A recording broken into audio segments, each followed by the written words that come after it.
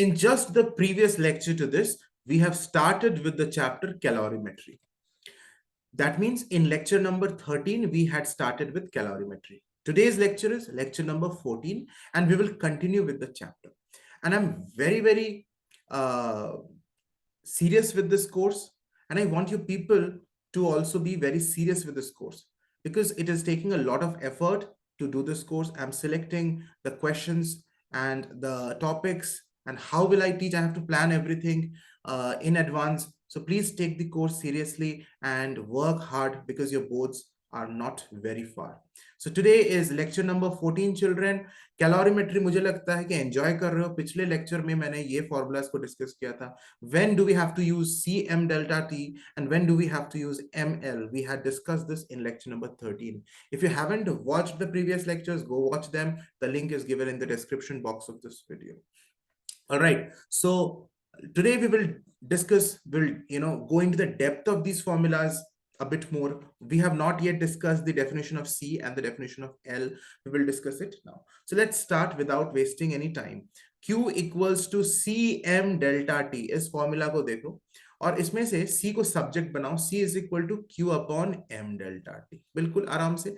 अब इसी फॉर्मूला से हम C का डेफिनेशन लिख सकते हैं. C का मतलब क्या होता है? Specific heat capacity of a substance. कोई भी substance है उसका specific heat capacity, and you just have to look at this mathematical equation and you can easily frame a sentence, the definition very easily. So what is C? C means specific heat capacity of a substance is defined as, क्या लिखा हुआ है? Heat. Q means heat. It is defined as the heat amount of heat energy required to increase the temperature of unit mass. नीचे क्या है? M, मतलब per unit mass of the substance में मुझे increase करना है कितना टेम्परेचर पर, नीचे लिखा है ना डेल्टा टी. ऐसा यूनिट में बात करेंगे तो 1 केल्विन. तो मुझे अगर कोई भी सब्सटेंस है उसका यूनिट मास ले लेंगे.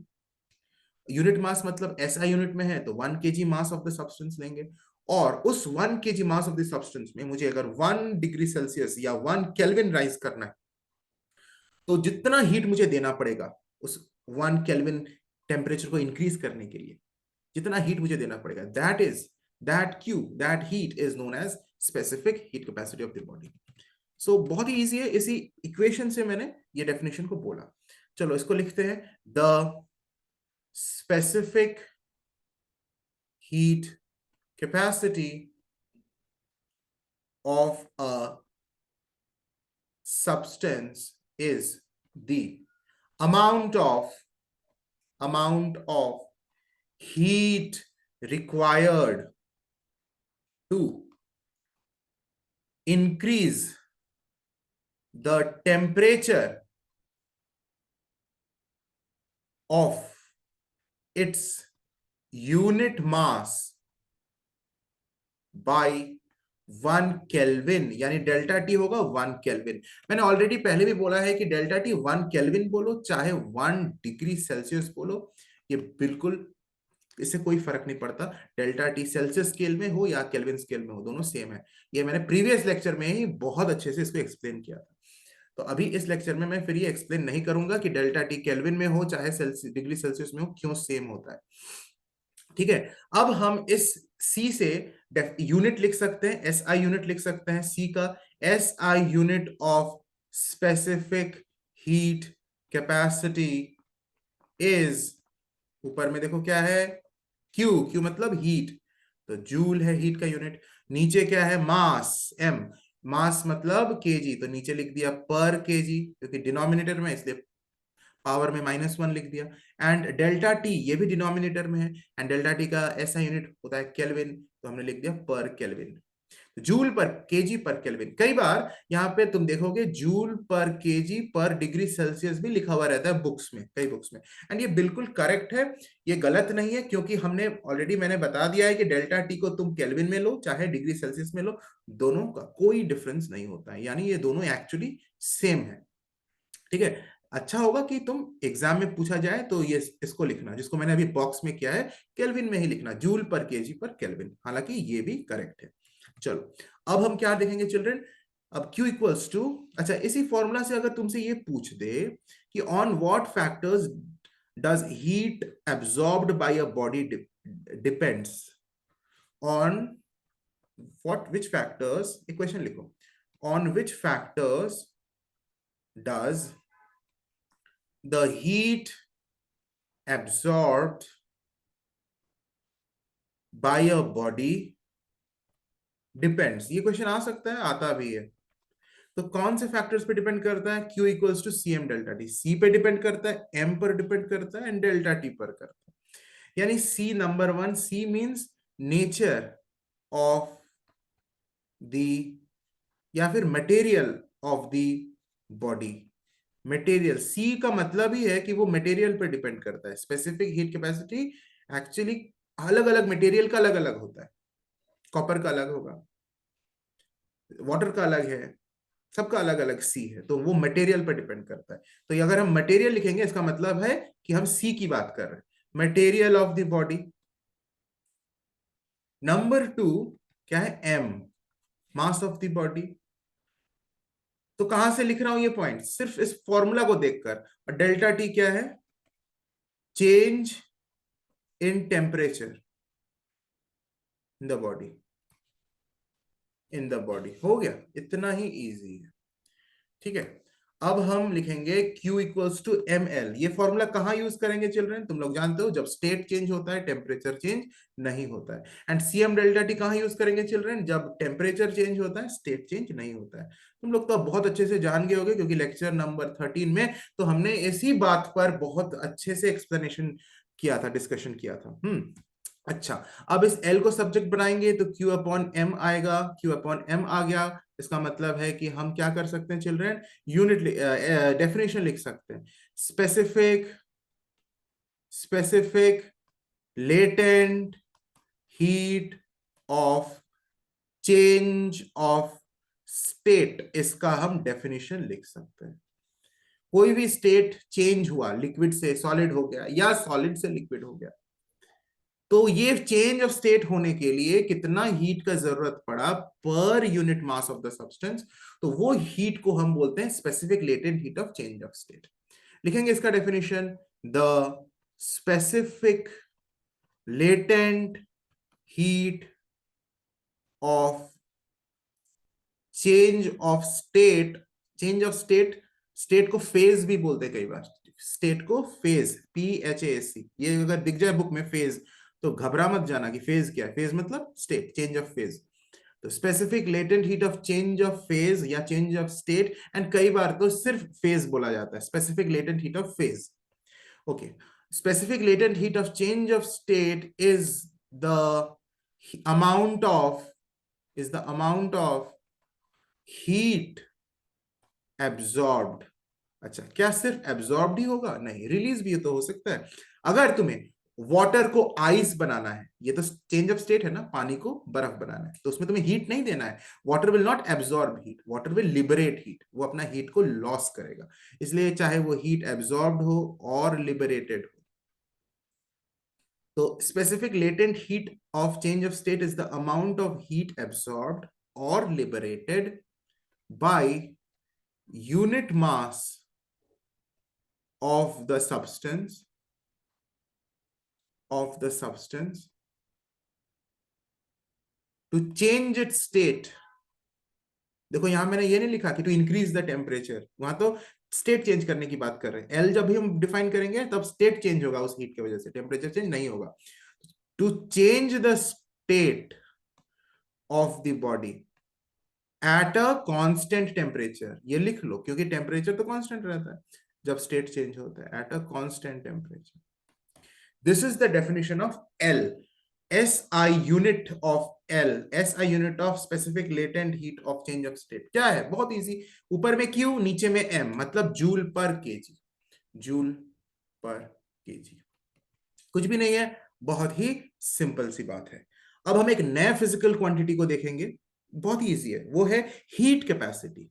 Heat capacity, specific heat capacity नहीं। देखो यहां पर कंफ्यूज मत करना, सर आपने तो पढ़ा दिया ना, ये टॉपिक नहीं पढ़ाया है। हमने कौन सा टॉपिक पढ़ाया है? स्पेसिफिक हीट कैपेसिटी पढ़ाया है। एंड स्पेसिफिक हीट कैपेसिटी का जो सिंबल होता है वो होता है स्मॉल सी, लोअर केस में सी। इस चीज का ध्यान देना। और हीट कैपेसिटी अभी हम पढ़ने वाले हैं, heat capacity of a substance. दो अलग चीजें हैं, स्पेसिफिक हीट कैपेसिटी अलग है, हीट कैपेसिटी अलग है। और क्या दोनों में डिफरेंस है, ये बहुत ज्यादा इंपॉर्टेंट है और बहुत ज्यादा बोर्ड्स में भी इनका डिफरेंसेस पूछा गया है। अभी हम डिस्कस करेंगे। बोर्ड्स के लिए फुल्ली प्रिपेयर हो जाओगे तुम लोग, ठीक है, इस चैप्टर से। Heat capacity of a substance क्या होता है? वो होता है, कैपिटल सी से डिनोट करते हैं और एक डैश देते हैं, C dash. C dash symbol का यूज होता है। इसके साथ साथ मैं ये टॉपिक में बढ़ने से पहले, let me tell you, those who are new to my YouTube channel, ये इस वीडियो को पहली बार देख रहे हो, कौन सा कोर्स कर रहे हैं, क्या कोर्स है सर, अचानक कैलोरीमेट्री अभी क्यों पढ़ा रहे हैं, तो मैं उन लोगों को बता दूं कि we are doing a booster course, booster course for ICSE physics right now. और वो हमने अभी कुछ ही दिनों पहले स्टार्ट किया है। तो प्लेलिस्ट नीचे दिया हुआ है, उस प्लेलिस्ट का लिंक, उस पर क्लिक करो तो तुम्हें सारे वीडियोस इस बूस्टर कोर्स के मिल जाएंगे, जिसमें हमने एक एक करके चैप्टर्स को उठाया है फिजिक्स का और उन पर रिवीजन किया है। क्रैश कोर्स कर रहा हूं पूरे फिजिक्स सिलेबस का। एंड इस बूस्टर कोर्स में अभी तक हमने चैप्टर नंबर 1 फोर्स कंप्लीट कर लिया है, chapter number 2 work energy power complete कर लिया है, चैप्टर नंबर 3 मशीन्स भी कंप्लीट कर लिया है, and the last chapter radio activity, इसको भी हमने कंप्लीट कर लिया है। और उसके बाद हम कैलोरीमेट्री अभी कर रहे हैं एंड इसके बाद हम आगे के चैप्टर्स भी करेंगे, सारे चैप्टर्स करेंगे, ठीक है। सबसे ज्यादा वेटेज है तुम्हारे उस लाइट वाला चैप्टर से, तो उसको भी तो करना है, बहुत ज्यादा इंपॉर्टेंट चैप्टर है। And we will be doing all the chapters. तो मुझे तुम लोगों से ये बोलना है कि अगर इस चैनल को सब्सक्राइब नहीं किए हो तो कर लो, बेल को भी दबा लो, क्योंकि आगे के वीडियोस अगर मिस कर जाओ तो फिर प्रॉब्लम में पड़ोगे। ये कोर्स का एक भी वीडियो मिस नहीं कर होना चाहिए, इसके लिए बेल को तुमको दबा के रखना पड़ेगा। और अगर पीछे वाले वीडियोस नहीं देखे हो तो उनको डेफिनेटली देख लेना, नीचे प्लेलिस्ट का डिस्क्रिप्शन, नीचे प्लेलिस्ट का लिंक दिया हुआ है डिस्क्रिप्शन बॉक्स में। तो चलो अभी हम इस टॉपिक पर बढ़ते हैं। Heat capacity of a substance यानी सी डैश। सी डैश का जो फॉर्मूला होता है वो लिख लो, वो होता है Q upon delta T. Q upon delta T, Q upon delta T. Delta T मतलब चेंज ऑफ टेम्परेचर, क्यू का मतलब हीट। तो स्पेसिफिक हीट कैपेसिटी का जो फॉर्मूला था वो था Q upon M delta T. दोनों को कंपेयर करो, हेलो पीछे देखो, Q C equals to Q upon M delta T था। ये फॉर्मूला तो हमने ऑलरेडी पढ़ लिया है, स्पेसिफिक हीट कैपेसिटी का फॉर्मूला है Q upon M delta T, इसकी बात कर रहा हूं। और अभी अभी हम पढ़ने वाले हैं Q equals to delta T. M इसमें नहीं है, दोनों सेम है लेकिन M नहीं है, ठीक है। इस चीज को देखना। वैसे let us define the term first and then we will proceed with the differences. Okay, अभी हम इन दोनों को डिफरेंसेस करने वाले हैं, काफी इंपॉर्टेंट टॉपिक है। पहले इसका डेफिनेशन लिखते हैं। Heat capacity of a substance, heat capacity of a substance यानी सी डैश की मैं बात कर रहा हूं, इज द अमाउंट ऑफ, इसको इरेज कर देता हूं, हाँ, is the amount of heat energy. कहां से मैं ये डेफिनेशन लिख रहा हूं? इस इक्वेशन को देखकर, C dash is equal to Q, नीचे है डेल्टा टी, इसलिए लिखा है that C dash is the amount of heat energy, means it is equal to Q, it is the amount of heat energy required. अब देखो इसमें मास के बारे में कुछ नहीं है, इस इक्वेशन में एम नहीं है, एम तो नहीं है ना, इसलिए ऑफ यूनिट मास इस वर्ड को नहीं लिखेंगे। सिर्फ क्या लिखेंगे कि amount of heat energy required to raise its temperature by 1 kelvin, to raise या फिर increase its temperature by 1 kelvin या फिर 1 डिग्री सेल्सियस, क्योंकि डेल्टा टी दोनों में सेम ही होता है, सेल्सियस बोलो या केल्विन बोलो। अच्छा, हमने देखो ये सेम डेफिनेशन ही है ऑलमोस्ट, स्पेसिफिक हीट कैपेसिटी में भी ऐसा ही कुछ लिखा है, उसमें सिर्फ क्या लिखा है, amount of heat energy required to raise the temperature of unit mass. वो वहां पर एक एक्स्ट्रा वर्ड हमने लिखा है, एक्स्ट्रा चीज उसमें ऐड किया था, of unit mass of the substance. यहां पर कोई मास का जिक्र नहीं है, इसलिए नहीं लिखेंगे, ठीक है। अच्छा, अब हम इन दोनों को कंपेयर करते हैं। यूनिट लिख लो, S I unit of C dash, C capital होगा, ठीक है, सी डैश का मतलब heat capacity is, what is the unit, ऊपर में है कि हीट मतलब जूल, नीचे है डेल्टा टी मतलब केल्विन, तो क्या हो जाएगा, जूल पर केल्विन या फिर जूल पर डिग्री सेल्सियस, कोई प्रॉब्लम नहीं है, डिग्री सेल्सियस भी एकदम करेक्ट। तो ये हो गया। अब दोनों को कंपेयर करो, सब लिख रहे हो ना, बस देख तो नहीं रहे हो, इंपॉर्टेंट चीजें बता रहा हूं, बहुत important. C dash is equal to Q upon delta T देख लिया, and C is equal to Q upon M delta T देख लिया। अब हम लोग इससे एक फॉर्मूला डिराइव कर सकते हैं, बहुत इंपॉर्टेंट।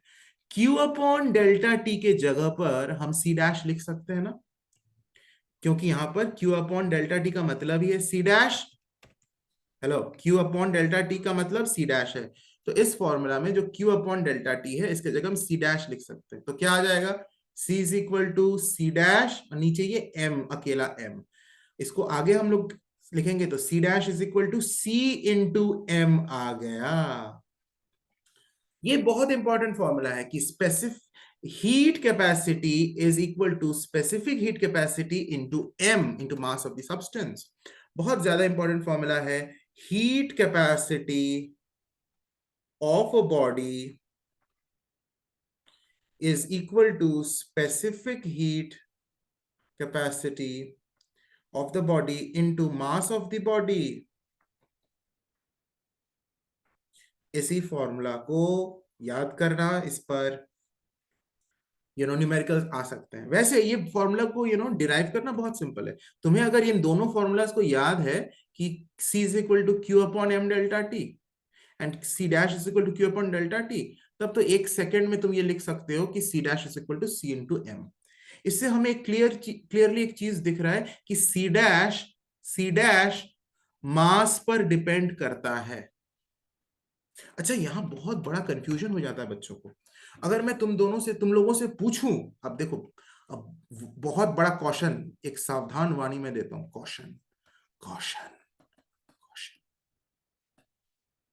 Caution caution. देखो यहां पर मैं लिख रहा हूं एक चीज, विच ऑफ द, एक एमसीक्यू करो, और इस क्वेश्चन को मैं अभी समझाता हूं, बहुत एरर होता है इसमें। Which of the following statements is incorrect, is incorrect, लिखो, specific heat capacity of a substance depends on its mass। B, heat capacity of a body depends on its mass। C, latent heat of a change of state increases, neither increases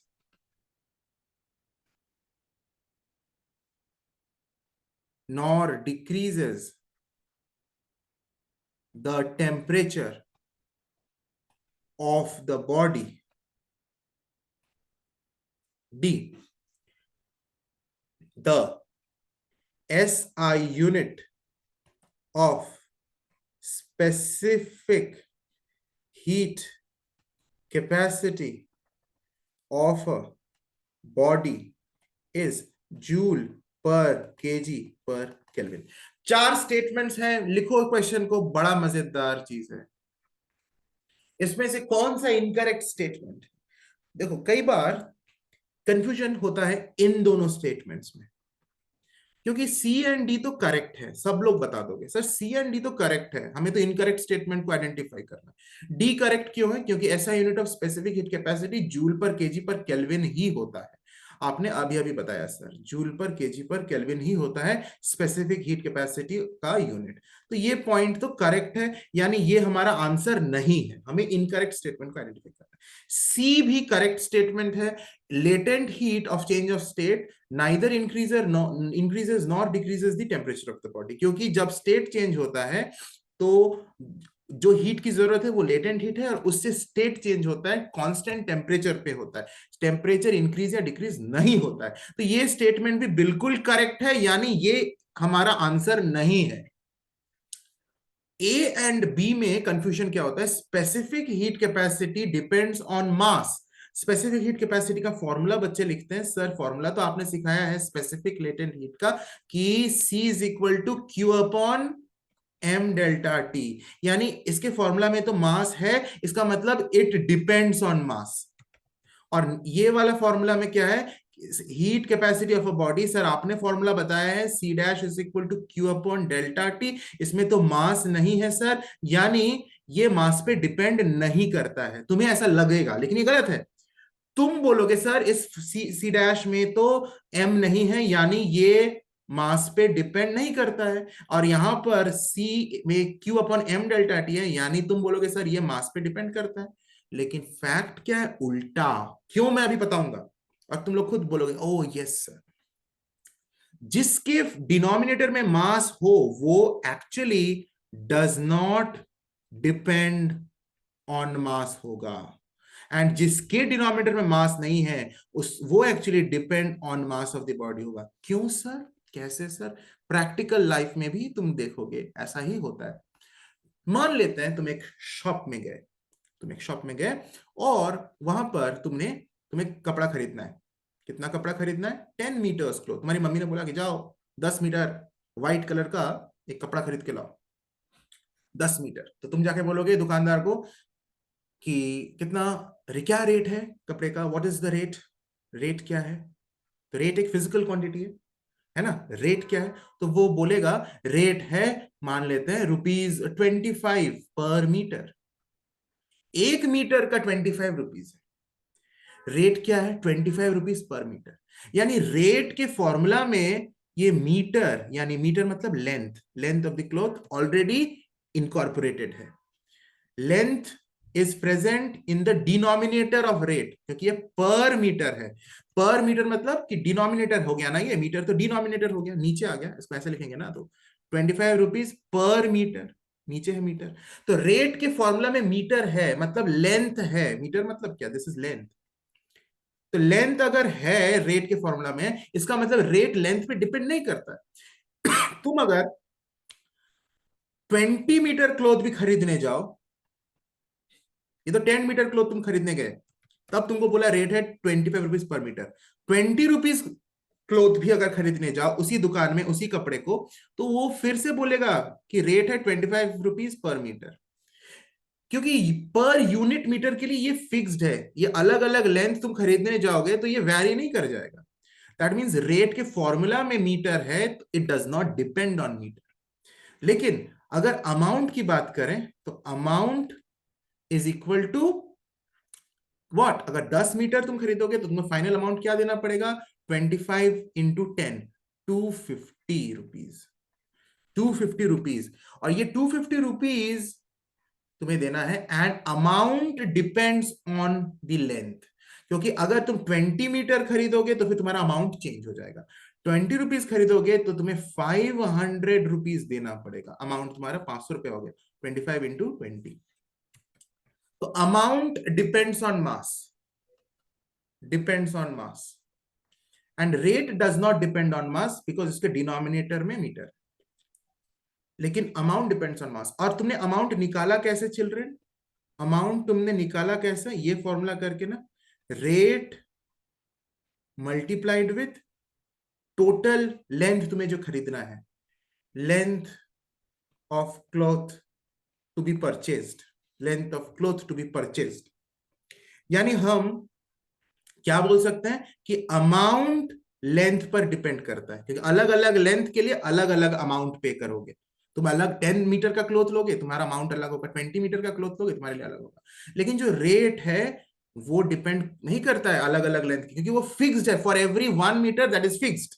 सो अलग अलग length पर वो vary नहीं करेगा, 25 ही रहेगा। ठीक है, for every metre it is defined, and similarly for every unit mass, the c is defined. It is defined. जैसे rate defined है, for every 1 meter this rate is defined कि 25 ही होगा, change नहीं होगा. उसी तरह से for every per unit mass the c is defined. तो इसीलिए ये डिफाइंड है, तो अलग अलग मास में ये अलग अलग सी होगा, ऐसी बात नहीं है. इसलिए डज नॉट डिपेंड ऑन मास. लेकिन जिसके फॉर्मूला में मास नहीं है तो वो अलग अलग मास के लिए अलग अलग होगा. और इन दोनों फॉर्मूला को अगर कंपेयर करो ना, कि amount is equal to rate into length of cloth, यानी सी डैश मींस कि डिपेंड्स ऑन मास, तो amount also depends on mass, तो अमाउंट के नीचे लिख दे सी डैश. और रेट क्या होता है? Rate does not depend on length. Rate does not depend on length, यानी सी की बात कर रहा हूं, C does not depend on mass, into length के जगह यहां पे मास लिखूंगा. तो देखो C dash is equal to C into M. ये दोनों फॉर्मूला बिल्कुल एनालॉगस है ना, मिलता जुलता फॉर्मूला है. तो जब तुमने इस कपड़े वाला एग्जाम्पल को समझा, तो मुझे उम्मीद है कि तुम ये क्लियर हो गया कि क्यों हम ये बोल सकते हैं कि C dash depends on mass, C does not depend on mass. तो इस फॉर्मूला को देखकर ये कंफ्यूज मत हो जाना कि सी के फॉर्मूला में मास है तो सी मास पे डिपेंड करता है ना. C does not depend on mass. तो कौन सा स्टेटमेंट इनकरेक्ट है चिल्ड्रन? इसमें से, इसमें लिखा हुआ है ना, सी मतलब specific heat capacity depends on mass. Option A गलत है, ऑप्शन ए गलत है. तो ऑप्शन ए को हमने टिक कर दिया. वैसे टिक तो नहीं करना है, हमें लिखना है answer A. A is incorrect and A is our answer. B is correct statement because heat capacity of a body actually depends on its mass. ठीक है, तो ये हो गया हमारा आंसर. अब हम कुछ डिफरेंसेस लिखेंगे. डिफरेंस का तो एक पॉइंट हमने अभी अभी पढ़ लिया बड़े अच्छे से, और तुम लोगों का क्लियर भी हो गया. इस बात पर पूरी तरह से क्लैरिटी होनी चाहिए कि कौन मास पे डिपेंड करता है, कौन नहीं करता है. डिफरेंसेस बिटवीन स्पेसिफिक, और एग्जाम में आया और गलती कर दिया ना, तो फिर बहुत पछतावा होगा. सर आपने बोला था लेकिन मैंने तो ध्यान से नहीं समझा, या ध्यान मुझे नहीं आया एग्जाम के समय, मुझे याद नहीं आया. वो नहीं होना चाहिए. Specific heat capacity and heat capacity, इन दोनों के बीच में क्या डिफरेंसेस है, इनको देखो. इसमें तो अब तो तुम लोग समझ ही गए हो क्या डिफरेंस है. Let us make columns specific heat capacity, यानी इसको हम स्मॉल सी से डिनोट करेंगे, एंड हीट कैपेसिटी को हम कैपिटल सी डैश से डिनोट करेंगे. दोनों के बीच का डिफरेंस लिखते हैं. पहला पॉइंट क्या हो गया? डेफिनेशन, जो कि हमने ऑलरेडी लिख दिया है. I am not going to write it again. दोनों का डेफिनेशन हमने लिख लिया है, उन्हीं डेफिनेशन को लिखना, कोई डाउट नहीं है. दूसरा, हीट कैपेसिटी का डेफिनेशन में क्या है कि it does not depend, it does not depend on the mass of the body. इसका मतलब क्या है कि it is the characteristic property of the substance of the body. It is the characteristic, पर मास पे डिपेंड नहीं कर रहा है. इसका मतलब है कि वो उसका कैरेक्टरिस्टिक प्रॉपर्टी है. It is the characteristic property. ये भी कई बार पूछता है, which of the following is a characteristic property of the substance. तो स्पेसिफिक हीट कैपेसिटी को सिलेक्ट करना. It is the characteristic property of the substance of the body. Mass पे डिपेंड नहीं करता, लेकिन heat capacity depends on mass as well as substance of the body. देखो, heat capacity किस पे depend करता है? C dash is equal to C into M. C dash mass पे भी डिपेंड करता है, एंड सी मतलब सब्सटेंस पर भी डिपेंड करता है. किस मटेरियल का वो बना हुआ है, सब्सटेंस पर भी डिपेंड करता है. काफी इंपॉर्टेंट पॉइंट है ये, पॉइंट नंबर 2. थर्ड पॉइंट क्या है? Unit, SI unit. इसका क्या होता है? Joule per KG per kelvin. यहाँ पे जूल होगा, मैंने के लिख दिया, joule per KG per kelvin. और इसका क्या होगा? इसमें मास होगा नहीं, हीट कैपेसिटी के फॉर्मूला में पर केजी तो होगा नहीं, सिर्फ जूल पर केल्विन, जिसको हमने ऑलरेडी लिख लिया है यहाँ पर, है ना चिल्ड्रन, जूल पर केल्विन. तो बस पॉइंट्स की तरह फिर से एक बार डिफरेंसेस हमने नोट डाउन कर लिया. मुझे उम्मीद है कि बहुत सिंपल लग रहा होगा. अब न्यूमेरिकल करेंगे. क्या करेंगे, न्यूमेरिकल करेंगे। लिखो फटाक से ये क्वेश्चन लिखो, an iron ball requires 5,000 joules of heat energy to raise its temperature by 10 degrees Celsius. Calculate the heat capacity of the iron ball. Part B है, if mass of the ball is 1.1 kg, find the specific heat capacity of iron. ये question को करने से पहले मेरा एक request है तुम लोगों से, and the request is that please help these videos to reach a large number of audience. I don't want this to remain confined to a limited group of students, because it takes a lot of effort to create these videos, and you people know that each of the videos are quite lengthy, okay, and it takes a lot of effort, children. So try to spread it out to a larger audience, and this would help many students to do their revision in an efficient manner. If you help others, God will help you. And this is one thing. Another thing, please write your comments in the description box, and that motivates me to continue with the series with a lot of enthusiasm. Okay, so when you comment something, how you are feeling about this course, how this course is helping you, that actually satisfies me a lot. So just don't watch the video and just go away without writing anything. Just write that how did you find this video? Was it useful for you, or was it of no use to you? Whatever you want to say, but write something.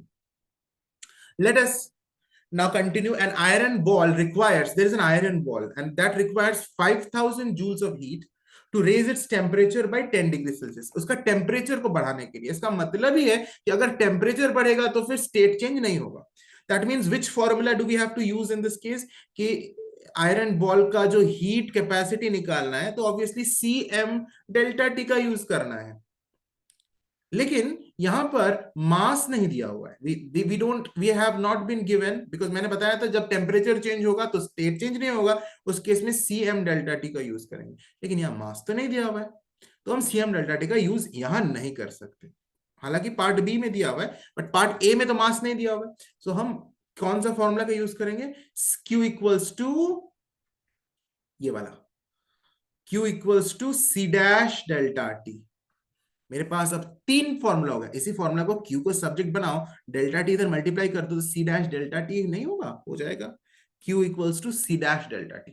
मेरे पास अभी 3 formulas आ गया. Quick summary कर लेते हैं numerical करने से पहले. Quick summary कर लो. समरी क्या है, अभी तक हमने कैलोरीमेट्री में 3 फॉर्मूलाज पढ़ा. Q equals to CM delta T, Q equals to C dash delta T, Q equals to ML, और एक पढ़ा है वो है C dash is equal to C into M. C dash is equal to C into M. चारों formulas तुम्हें होना चाहिए एट योर फिंगर टिप्स. अब हम इन दोनों फॉर्मूलाज को कब यूज करते हैं चिल्ड्रन, जब डेल्टा T यानी टेम्परेचर चेंज करता है. क्योंकि इन दोनों फॉर्मूलाज में देखो डेल्टा T है, इसका मतलब change of temperature happens. Temperature changes, state does not change. तब हम इन दोनों को यूज कर सकते हैं, दोनों में से किसी को जो हमें मतलब जिसको हम यूज कर सकते हैं according to the given information, तो उसको हम चूज कर लेंगे. लेकिन शर्त यही है कि टेम्परेचर चेंज होना चाहिए, स्टेट नहीं. और जब भी स्टेट चेंज होगा तब हम इसको यूज करेंगे. Temperature does not change, state changes, तो ML का यूज करेंगे. ये बात क्लैरिटी होनी चाहिए. अब हमें CM डेल्टा T इस क्वेश्चन में यूज नहीं कर पा रहे हैं, तो कौन सा यूज करेंगे, Q equals to C dash delta T. ठीक है, Q का वैल्यू दिया हुआ है, इतना हीट चाहिए, 5000 जूल्स ऑफ हीट चाहिए। C डैश निकालना है, कैलकुलेट द हीट कैपेसिटी, याद रखो स्पेसिफिक हीट कैपेसिटी नहीं बोला है, यानी C डैश ही मुझे निकालना है, बहुत सिंपल है। Delta T, change in temperature कितना है, raise its temperature by 10 degree Celsius, 10 degree Celsius बढ़ जाएगा, 10 degree Celsius of delta T का मतलब ही है 10 केल्विन, तो ये 10 केल्विन बढ़ जाएगा। अब सी डैश क्या हो गया, 5000 डिवाइडेड बाय 10 जूल पर केल्विन, यानी ये कट के तो 500 हो गया, 500 जूल पर केल्विन। सी डैश आ गया, आंसर आ गया, पार्ट ए का तो आंसर आ गया सर जी। अब पार्ट बी बोल रहा है the mass of the ball is 1.1 kg, find the specific heat capacity of the iron ball. इसी फॉर्मूला को देखो तो स्पेसिफिक हीट कैपेसिटी हम यूज निकाल सकते हैं, कौन सा formula, C dash is equal to C into M. मुझे ये निकालना है, सी निकालना है, स्पेसिफिक हीट कैपेसिटी, बहुत सिंपल है। सी डैश तो अभी अभी निकल गया 500, सी निकालना है, मास दिया हुआ है 1.1, इसको आगे सी को सब्जेक्ट बनाओ, 500 डिवाइडेड बाय 1.1, थोड़ा सा सॉल्व करना पड़ेगा तुमको, एंड सॉल्व करने के बाद ये 455 आएगा। यूनिट ऑफ सी क्या होता है, ऐसा unit joule per KG per kelvin. तुम बोलोगे सर यहाँ तो केल्विन क्यों लिया आपने, यहाँ पर तो डिग्री सेल्सियस में था ना। अरे भाई तुम डिग्री सेल्सियस लिखो या केल्विन लिखो, डेल्टा टी में कोई फर्क नहीं पड़ता। ये मैं कितने बार बोलूंगा तो तुम्हारे दिमाग में ये चीज समझ में आएगा, मुझे लगता है ऑलरेडी समझ में आ गया है, इजंट इट। एक और क्वेश्चन करेंगे आज का, इस वीडियो का लास्ट क्वेश्चन, उसके बाद हम नेक्स्ट वीडियो में जल्द मिलेंगे। Calculate the heat energy required to raise the temperature of 2 kg of water from 10 degree Celsius to 50 degree Celsius. Question पढ़ के ये सोचो कि क्या कहीं पे भी स्टेट चेंज की बात की जा रही है कि सिर्फ टेम्परेचर चेंज का बात किया जा रहा है। Specific heat capacity of water is 4200 joule per KG per kelvin. Obviously सिर्फ और सिर्फ टेम्परेचर चेंज का बात किया जा रहा है। क्या बोला जा रहा है, calculate the heat energy required, उस कितना हीट लगेगा निकालो to change the temperature of 2 kg of water. मेरे पास है 2 किलो पानी, इसका टेम्परेचर है 10 डिग्री सेल्सियस, उसको बढ़ा के 50 डिग्री सेल्सियस करना है। तो क्या 10 से 50 करने में पानी का टेम्परेचर को 10 से 50 करेंगे, कुछ भी नहीं होगा, state change, 2 kg of water will remain 2 kg of water, but its temperature will only increase। तो वो कितना हीट मुझे देना पड़ेगा ताकि ये टेम्परेचर चेंज हो, उसके लिए कौन सा formula, Q equals to ml, ना जी ना, इसको तब जब हमारा स्टेट चेंज हो। तो Q is equal to C M delta T, इसको यूज कर सकते हैं क्योंकि हमें क्वेश्चन में मास भी दिया हुआ है, specific heat capacity of water भी दिया हुआ है, डेल्टा टी भी दिया हुआ है, बड़ा सिंपल है। तो C का वैल्यू क्या है, 4200 joule per KG per kelvin, unit ऐसा यूनिट में है, और ये मास भी केजी में है, कोई टेंशन नहीं है। मास हो गया 2 kg, हालांकि यहाँ केयरफुल रहना है, अगर कोई भी मान लो यहाँ ग्राम में दिया हुआ होता तो यहाँ पर मुझे 4.2 लेना पड़ता, 4200 नहीं लेते। अच्छा ठीक है, तो यहाँ दोनों केजी में है, तो डेल्टा टी क्या हो गया, 10 से 50 हो गया, यानी delta T is 50 degree Celsius minus 10 degree Celsius. कोई फर्क नहीं पड़ता कि डिग्री सेल्सियस में लो या केल्विन में लो, यहाँ पर ये मैं कितने बार बोलूंगा कि दिमाग में घुस जाए, मुझे ऑलरेडी समझ में, मुझे लग रहा है कि ऑलरेडी ये तुम्हें समझ में आ गया होगा। 4200 into 2 into 40 and this will give you 336,000 joules, and this is our answer. With this we have completed today's video. God bless you, and subscribe the channel and press the bell icon so as not to miss the upcoming videos. कोई अगर video, कोई अगर lecture miss हो जाए तो फिर problem हो जाएगा तुम लोगों के लिए, इसलिए एक भी लेक्चर मिस नहीं होना चाहिए, जिसके लिए तुम्हें बेल आइकॉन को डेफिनेटली प्रेस करके रखना है एंड ऑल नोटिफिकेशंस को टर्न ऑन करके रखना है। मैं वीडियो बंद करता हूं, अगले वीडियो में मिलूंगा जल्द ही।